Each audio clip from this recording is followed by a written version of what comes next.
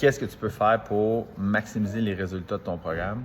C'est de communiquer clairement avec ton entraîneur. C'est-à-dire quand quelque chose va bien, ben de le dire, puis mettons, d'être content, puis de célébrer tes victoires. Ne jamais mettre les victoires souvent, là, pour l'avoir vu souvent, puis moi, ça peut m'arriver aussi d'évaluer un petit peu les victoires que je vis, OK?